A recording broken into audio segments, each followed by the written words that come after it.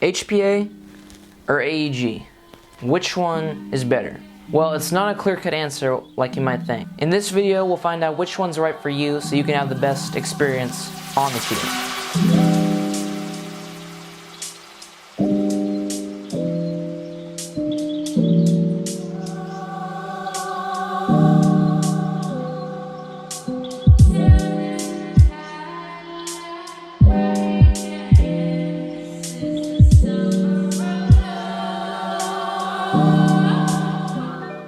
What's up guys, I'm Kelty, also known as Belty Airsoft, and I've been airsofting for 5 years, and this channel exists to share my 5 years of experience with you guys. Okay, so let's start with defining both of these terms. So AEG, so this guy right here.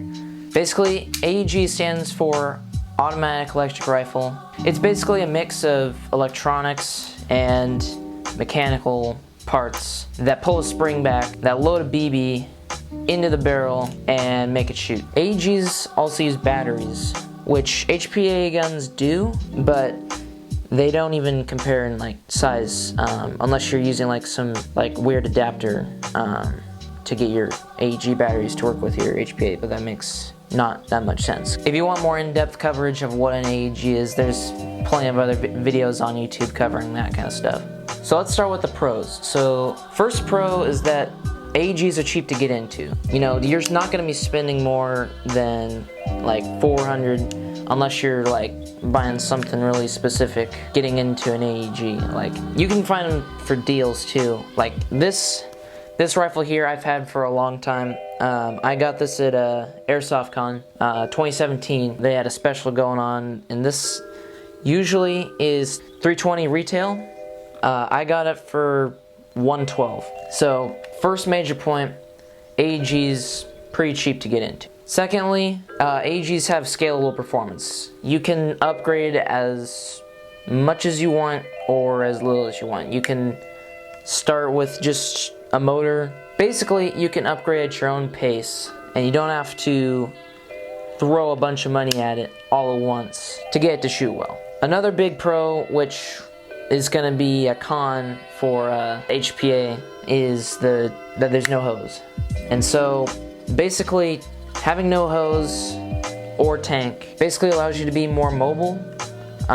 You have less chance of like getting caught on like just random cover and stuff. And while I don't really feel the weight while using a tank and hose, other people do. They say it's kind of cumbersome. You have to wear a backpack.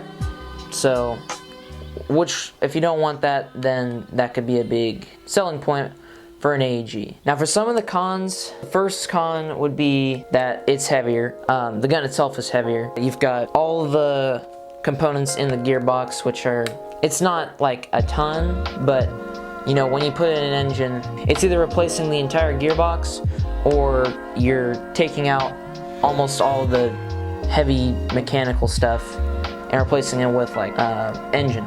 You take out that, you take out the motor, you basically got yourself a much lighter gun than you did before. And this con, you know, it doesn't apply to all AEGs, but basically they're just not as reliable if you like upgrade them to a certain extent. Now if you've got like SSGs, those will usually be fine. This one, I'm not gonna say who I sent it to, but I sent it to some techs. I dropped a bunch of upgrades in this, got it back, shot it like twice, like at a field, like actually playing with it, and it broke. Gear stripped, and had to send it back, and that was not fun. And actually I got it back, and when I got it back, I shot it in my backyard, I kid you not, like maybe 100 shots at most. And within that amount of time, it broke again. Gear strip, same thing. I don't know if it was faulty gears. I'm not sure if it was techs. After this last time of getting it back, it's been working great. Hasn't had any failures as far as like the gearbox goes, but still, like there were some reliability things that I wouldn't even like think about for a Polar Star or like any HPA engine. Fourth con is that you will never get the same amount of performance as far as trigger response with an AEG than you will with HPA. You can get close. You can get close with DSGs and all that and pre-cocking, but you'll never get exactly HPA trigger response. That's like, it just won't happen. At least not with the technology that we have like right now. Who knows? Maybe in the future they'll come out with something that will allow you to shoot with the same trigger response as an HPA, but for now, you're not going to get the same trigger response. And lastly, this is only if you really start like upgrading these things. They can eventually cost about the same amount as like just a drop-in HPA unit. Especially like once you start like replacing parts and such, like after a while, like once things start wearing down, and you have to replace, you know, piston, gears, motor. But once you start replacing those, like eventually it will, like, even if you're not dropping a ton of money into your gun, it'll get up there. Alright, and now for HPA. So HPA stands for high pressure air.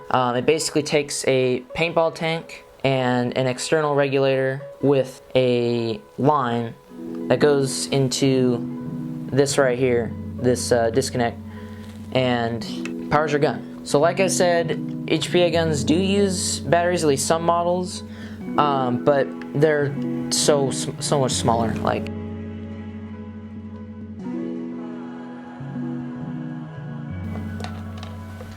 this is tiny. Like, you can fit this in almost any stock of any kind. The only way this wouldn't work is if you're running stockless, which there are engines that don't run a battery, so you can use those for when you don't have a stock, or you just want to run something completely mechanical without a battery. You can also HPA tap your gas blowbacks.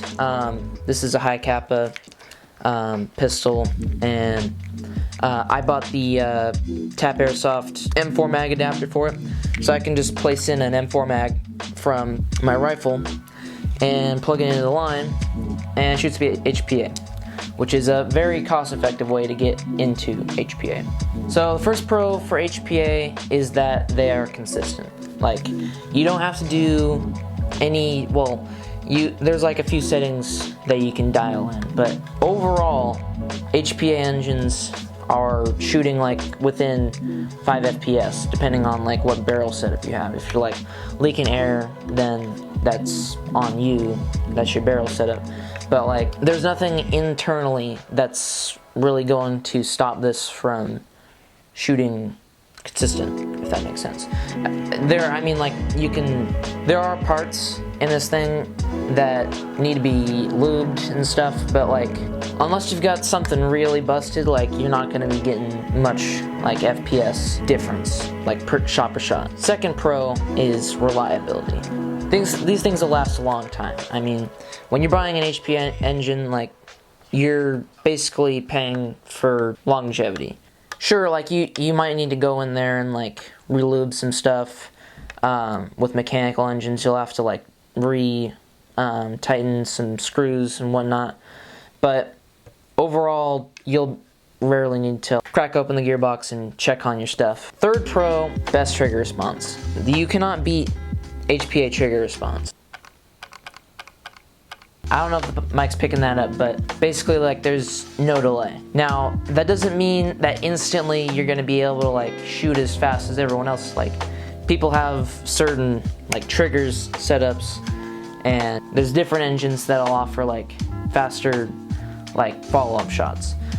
So just because you have an HPA engine doesn't mean you'll be able to spam like all the aggressive player that you see. But compared to an AEG, like a stock AEG, it's not even comparable. Third pro is the lightness.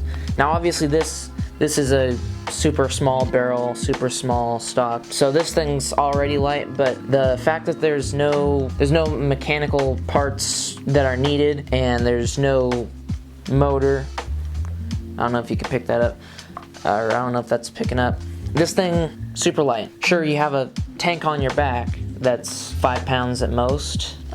This thing, like, what's in your hand is not gonna be anywhere close to an AEG. Unless you like lighten the receiver and all that, but like the overall engine itself is a lot. And last pro is versatility. With this, I can switch out this entire upper, slap on a new one, turn down my PSI, and I'll be shooting like a carbine length barrel, shooting beams, which is really nice if you need to go from an indoor field to an outdoor field. Like if that's something that you do, if you have indoor fields, outdoor fields near you, and you're constantly going between them, then HPA would definitely be something that would help you out instead of either having to have two guns or cracking open the gearbox, having to change the spring like every single time you want to go play. There are quick change springs, which are nice, but not everybody has the luxury of having that in their gun. It's not a feature in like all AEGs. All right, and so there is cons to HPA, despite like all the hype, you know. It's not all good. So firstly, you have to run a tank and a hose.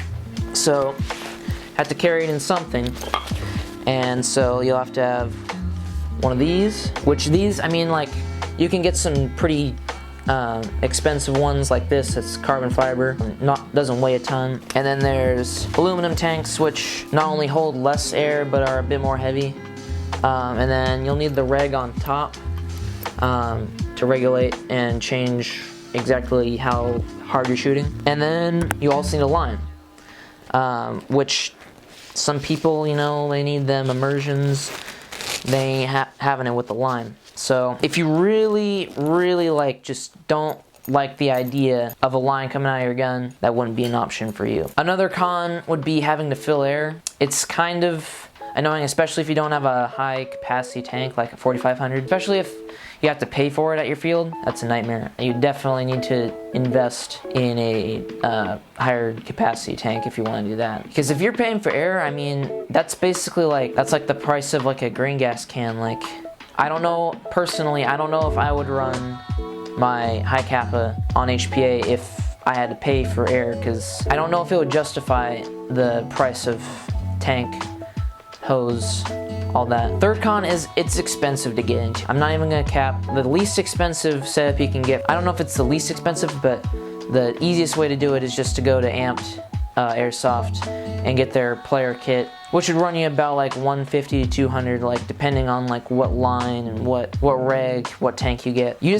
need that, and then you need the engine itself, which those run from like the least is a mechanical, which is like the Kythera, which is $275, all the way up to like $500 for the fusion engine. So that's without the cost of a base gun. You're looking at least $800 if you're going for like a really cheap rifle, just throwing in an engine, like a Polar Star Jack, and then player kit, which is like, that's a big barrier for some people. You know, you don't have the option of building up upgrades over time. It's like all at once, which, you know, some people, they just can't justify that, and that's totally fine. At the end of the day, it's a game with toy guns. You know, it's not that serious. You don't need an $800 gun. You don't even need a $500 gun. And fourth con is depending on like which engine you get, it can be a bit tough to tune. I'm on a team, and I personally have teammates that run fusion engines, and so I know if I get a fusion engine, which I don't have, I've got a jack. If I get a fusion engine, then I'll just go to them and they'll show me what to do to set up my settings. Whereas like if you don't have the option of having like a team or just someone to help you with it, you can kind of feel like lost. So the settings are definitely something that can be a big stumbling block for someone that has just buys an engine and has no idea what they're doing with it. Alright, so this leads into our last section, which is which engine you should get. So I've got 5 questions lined up for deciding whether you should get an AEG or HPA. And even if you don't answer a certain way with the questions, hopefully these will steer you in the right path to see what's like best for your particular situation, for what you want to do with the sport, what you want to do overall. So the first question would be, is your overall gun budget lower or more than $400? If it's lower than $400, then I would definitely go for an AEG, because even if like you want to get an HPA gun, like you might as well just start off with an AEG, and over time you could throw an engine in there. But to start off, yeah, if you don't have over $400 to spend on just the gun slash engine alone, then you definitely want to go with an AEG. And especially for new players, if you're trying to figure out your budget and you're only accounting for your gun, that doesn't include your iPro, that doesn't include mags, that doesn't include BBs, that doesn't include batteries, that doesn't include anything. So you need to take into consideration everything that you're going to be spending when you initially get into the sport. And then if your budget is over $400, I would definitely recommend like saving up. Get maybe like a good budget gun, like a G&G Combat Machine. Those don't cost much, and then you can throw some sort of a budget engine in there and you'll be good to go. And then you got to make sure to leave enough room in your budget for not only your gun, but you know, your tank, your rig, the hose, all that. The second question is, are you okay with running a backpack? Because that's basically a requirement if you're going with HPA. You're not gonna get around that. You could run it in your dump pouch, but like you'd be better off going with some sort of backpack or like pouch mounted onto like a back plate of like a plate carrier. So for my setup, I have this Vulcan HPA bag pouch thing that is mounted onto the back of my plate carrier. It slips in, it's got some elastic on it, so you slip in your tank and it fits like a glove, unless you've got some weird tank size, and it'll secure it for you and it will basically serve as a backpack. But I know a lot of people would rather, you know, run light, run without like having to worry about something like bouncing on their back or even slipping out, which would be like worst case scenario. So if you answered no to that, then you would definitely want to consider an AEG instead of HPA. Number 3 is, do you want the best performance? Because objectively speaking, like as far as performance goes, HPA is definitely unmatched. AEGs can come close. They can come close, but that depends on the user upgrading and doing all that, which eventually would cost about the same as an HPA over time, like we've mentioned earlier. Especially for like competitive players, people that want to like tear it up or doing like some sort of competition, like I don't know, Speed QB, or just like, I don't know, keeping up with all the competitive people at your local field, whatever floats your boat. If you're going for that kind of performance, then you definitely want to go with HPA. If you're not like too concerned about like the performance and you just want something that can shoot and shoot well, nothing crazy, then just go with an AEG. Number 4 is, are you going to both indoor and outdoor fields? If you're doing that, then you definitely want to go with HPA, because it's literally just the turn of either like a hex wrench or a knob, and you've got indoor FPS or outdoor FPS. Whereas with AEG, you can change it, but it's not that efficient. Another option you could do, which isn't very cost effective, and you might as well go with HPA if you want to do this anyway, is you could just get 2 AEGs, which you could have one that's longer carbine length for outdoor, like 400 FPS, and then you've got your shorty 350 FPS for indoor. But at that point, I just say like save money and go with an HPA, because at that point you've got to maintain 2 guns instead of 1, which actually is kind of nice because you could have like a backup gun. But with that amount of money that you'd be spending on that second gun, you could just have gotten really good performance and that variability with HPA. And 5 is kind of a difficult question, but like, are you planning on like playing for a long time? Are you in this for the long run? If you are, then I'd say I would definitely go HPA, because the initial cost of buying HPA would eventually outweigh the maintenance cost of keeping up an AEG. Over time, you know, your AEG is going to break down, parts are going to, you know, break, and you're eventually going to have to replace them. And if you want that better performance, then you're going to be replacing and upgrading parts anyway. And if you're going, especially if you're going on a budget, HPA would definitely be better in that case, because just the amazing reliability of HPA engines. As long as you like keep your stuff like lubed and properly like running, HPA engines will last you years. Whereas with AEGs, like over 5 years, I've had like my guns, my friends' guns, like they've all run into issues. They had to bring them to techs. And where I live, like we gotta either drive really far or ship our guns far away to get them fixed. So it's not really that cost effective, especially with shipping and all that. Alright, that's gonna wrap up this video, guys. Let me know what you thought of it. Give me some feedback in the comments. I'd love to know which one you're running, what you think of what I said, if you think it's accurate, because I don't know everything. I honestly don't know that much. I just got into HPA almost a year ago. I've been running AEGs for a long time, but it's still kind of new. Yeah, let me know what you thought in the comments below, and I'll catch you on the next one.